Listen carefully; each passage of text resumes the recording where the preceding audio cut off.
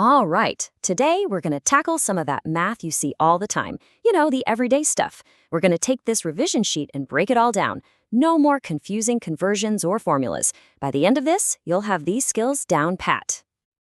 So, here's the game plan. First, we're going to conquer length conversions. Then, you'll see how that same logic clicks into place for trickier things like time, mass, and volume.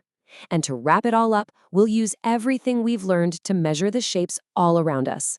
Ready? Let's jump in. Okay, first up, let's talk conversions. We're starting with length for a really good reason. Once you get this, I promise you're going to see this same pattern pop up over and over again. When it comes to distance, you really only need to remember one kind of magical number, 1,000. Seriously, the metric system is just so logical, it's all built on tens. So a kilometer, that's just 1,000 meters. Once you really lock that idea in your head, all the smaller stuff, centimeters, millimeters, it all just clicks. And check this out. Here's that rule in action. If you're going from a big unit, like kilometers, down to a smaller one, like meters, you just multiply. So 2 kilometers, that's 2 times 1,000. Boom, 2,000 meters. It really is that simple. And what if you go the other way? Well, it's just the opposite. To go from a small unit, like millimeters, to a bigger one, like centimeters, you just divide. So 120 millimeters divided by 10 gets you 12 centimeters. See? Simple. Okay, that was the easy stuff. But what happens when the numbers aren't so neat and tidy? What do you do with a measurement that's got mixed units? So here's our challenge problem, 25,018 meters. Now I know that number looks a little messy, but trust me, the logic behind it is actually super clean. Here's the trick. All you have to do is ask yourself, how many thousands are in 25,018? Well, there are 25 of them, right? That's your 25 kilometers. And what's left over? Just 18. Those are your meters. So the answer is simply 25 kilometers and 18 meters. See? Not so bad. All right, now let's take that same idea, that same way of thinking, and apply it to something that can feel a little more tricky, time. The numbers are different, sure, but the basic idea of converting, it's exactly the same. So, with time, we're not working with that nice round thousand anymore. Our new key numbers are 60, 24, and 7. 60 seconds in a minute, 60 minutes in an hour. These are the ones we're going to need to keep in mind for what's coming next. Adding time is pretty straightforward, until it's not. The tricky part is when your minutes go over 60. You can't just write down, say, 680, right? So let's look at how to handle that. So here's how you do it. First, just add the minutes like normal.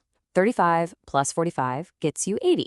Now, since 80 is more than 60, you know you've got a full hour in there. So you pull that hour out, you carry it over. What's 80 minus 60? 20 minutes. That's what's left. Now you just add up your hours, the original 2 and 3, plus that one you just carried over. That gives you 6 hours. Final answer, 620. And of course, subtraction has its own little twist. What happens when you have to subtract more minutes than you actually have? Like, how do you take 55 away from 5? And that's exactly the problem we see here. 305 minus 155. You just can't take 55 from 5. So just like in regular subtraction, we're going to have to borrow. But here is the absolute key. When you borrow in time, you're not borrowing a 10. You're borrowing a whole hour, which is 60 minutes. So you take 1 hour from the 3, which leaves you with 2. Then you add those 60 minutes to the 5 you already had. Now you have 65 minutes, and that you can work with. 65 minus 55 is 10, and for the hours, 2 minus 1 is 1. Your final answer, 110. Awesome, you're getting this. Now let's take that same clear step-by-step thinking and use it for mass and volume. How heavy something is and how much space it takes up. And you know what the best part is? We're back to our old friend, the number 1,000. Whether you're talking about mass with grams and kilograms or volume with milliliters and liters, the magic number is 1,000. It makes everything so much easier. And this shows it perfectly. It's the exact same logic we used for kilometers. You see 18,009 grams? You just look for the thousands. That's 18. So you have 18 kilograms. And the little bit left over, the 9, that's your 9 grams. It's the same pattern, just with different words.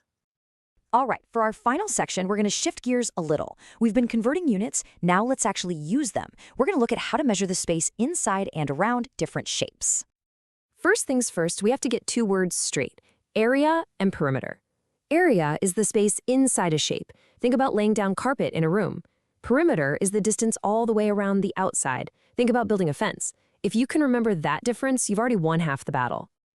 Now, we're going to focus on the two shapes you see most often: squares, where all the sides are the same, and rectangles, where the opposite sides are the same. The math for these is actually really simple, and the formulas are super similar. And here they are. These are basically the only two formulas you need to remember. For area, you're always multiplying to find that space inside. For perimeter, you're just adding up all the sides to get the distance around. These formulas, they're just a faster way to do it. And here's something really cool. You can even use these formulas backwards.